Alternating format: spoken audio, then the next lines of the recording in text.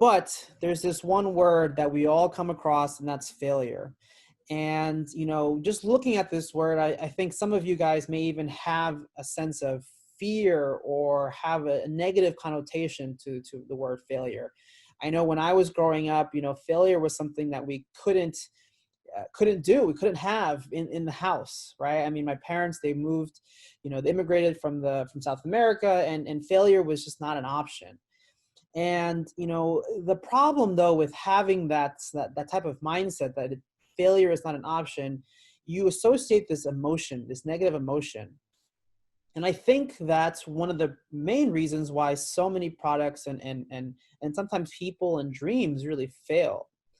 I did this quick, assessment, or I was just curious to see, right, what are the top reasons for why products actually fail?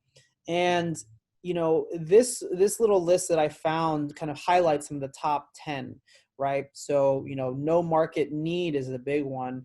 Another one is, just run out of cash.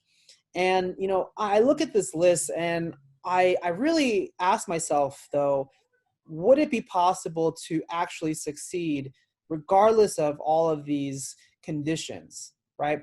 And in my belief, I think it is. I actually believe that regardless of any of these situations, right, running out of cash, not the right time, I believe there is something that people have that can be the critical factor in making all of this possible, right? And that specific characteristic, obviously being success and having something that I believe, and I've studied, people that have been successful do a specific thing. And this is just a repeatable pattern, right?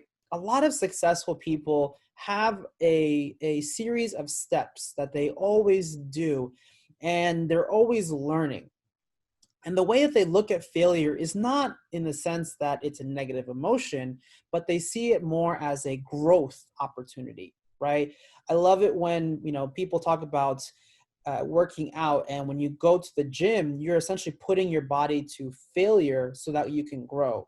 And I think it's that little mind shift that we need to do. And I'll share some of the strategies on how to do that to really create these new patterns in our minds. So that way we can become more successful and look at failure as a part of the process.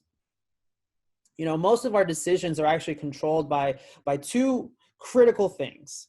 Number one, it's our beliefs. And number two, it's our values. So beliefs are essentially the things that you hold to be true, right? You when you look at a belief, this is sometimes an identity, right? So for me, it's my belief that I will be very healthy and I will, be very successful because I've essentially created that identity for myself.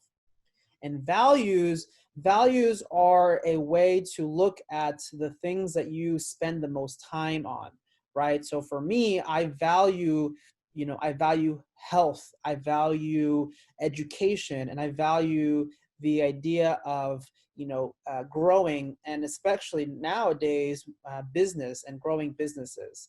So, by having a clear understanding of these two things, I think more people can actually become in control of their lives, right? But the problem is that we are not. So that brings me now to the actual, result of why you're all here. And that is, how do you do it? How do we outsmart product failure with data and purpose? So I'm going to bring to you 5 steps that are key. And I've seen it work with me, and I've seen it work personally with me in my life and also in the products that I've managed. And I know that it can help you too.